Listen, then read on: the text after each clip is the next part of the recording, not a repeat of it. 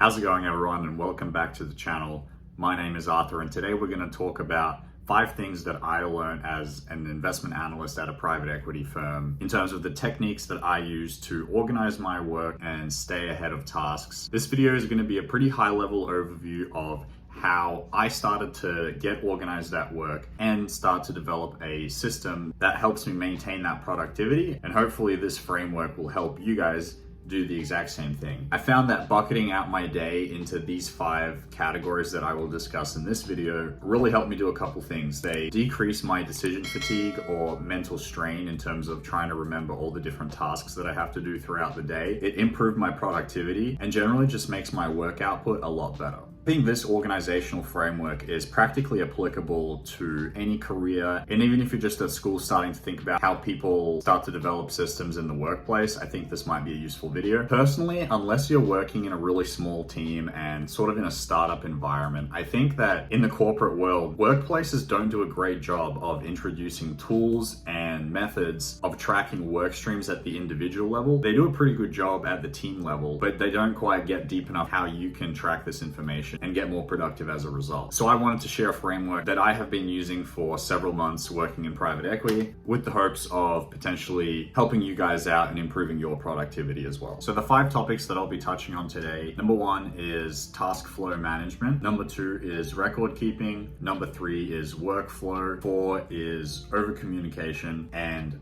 5 is short and sweet updates. Let's start with number 1, task flow management. So what do I mean by this? So to start off the day, what I used to have is a to-do list. I basically would have a to-do list for every single day that would help me organize my thoughts and what tasks I should be striving to achieve throughout the day.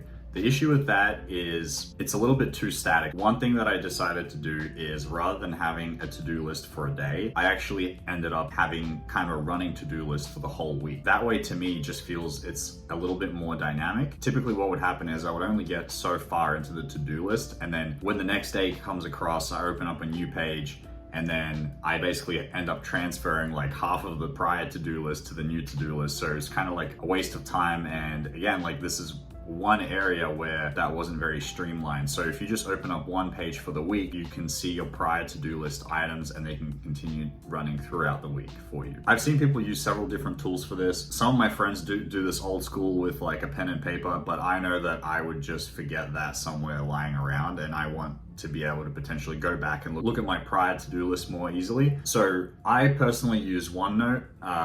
I've seen people also use Notion. I tried Notion for this, but I find it a little bit easier for other things. Some people have a running Word doc, which is also an option. I just find OneNote a very convenient way to keep this organized, and who knows, maybe I'll switch to something else, but at the moment I'm using OneNote. So usually I just word vomit onto this page, and then I can further arrange them by different projects. Maybe it's several to-do items underneath a project name.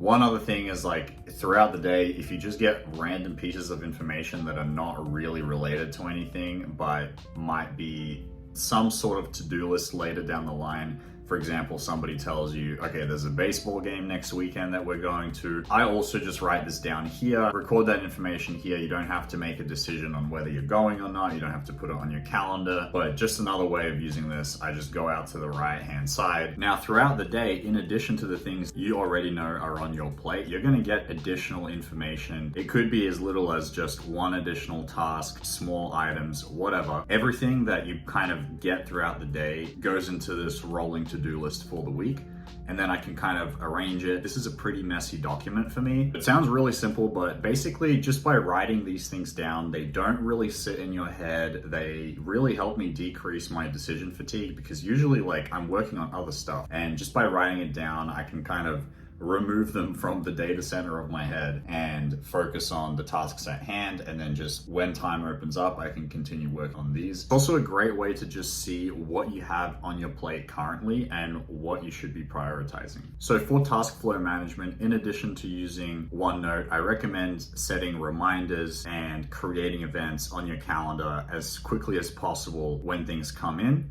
even if they're tentative. That way it'll just help you keep track of those items and give you reminders. So number 2 was record keeping. I think this is a pretty good one because a lot of workplaces have different types of meetings. And one thing that I've noticed is that if you think about it, you can categorize these meetings. So for example, I categorized mine into 3 meetings. One of them is recurring meetings. You have your planned meetings that are kind of non-recurring, but you have a planned meeting to discuss something, maybe work on something. And the third category is discussions. Discussions are more or less informal. They might be a little bit less related to a specific project and are a little bit more about organizational things like work streams and things of that nature. So for recurring meetings, these are like your typical Monday morning check-ins. For this, I have a section in my OneNote again, which is the main thing that I use for this, that is called Monday morning meetings. And then for this, I do create a separate page for every single Monday. We have a bunch of items that people talk about or updates. Something might come out of this, like to-do items can come out of this as well.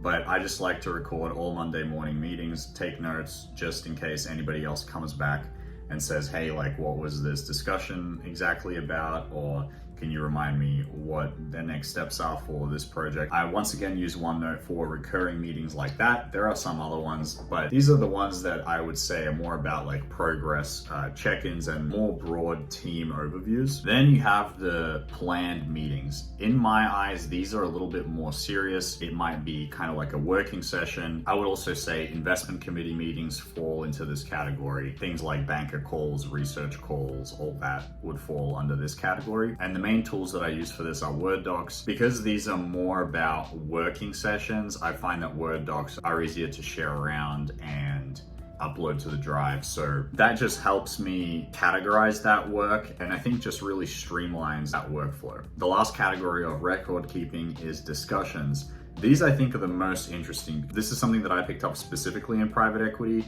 and I get the sense that a lot of investment bankers do this, likely consultants as well. If it's more impromptu meeting or it's something organizational in nature, doesn't really fall into like a planned meeting category and is obviously not a recurring meeting. What I started to do is actually just type up notes into your email and then send it to yourself, or type up notes into your Teams chat and then send it to yourself. Those are some pretty good ways of organizing those notes. You don't have to spend time thinking about like, oh, yeah, this is a weird one. Which category does it fall into? Which folder on my laptop does this need to go in? So that's something that I think is actually really specific to these type of jobs that I picked up. Maybe other people do it too, but that was totally new to me. And I think I like it. Like, I think it's a great way to quickly take some notes and have it stored somewhere that you can always go back to and check on. So I started to do that as well for meetings that kind of fall into this category. Third item that I learned is related to workflow. Now, this might seem incredibly simple, but my number one takeaway so far in this category is you need to plan. Make sure that you plan your project, because that really helps you think through the steps that you're going to take. And also, as you start to plan, you can foresee some issues, and that is going to lead to some follow-up questions. I think the number one concern that people have with younger people joining the workforce is that they don't really know what's going on.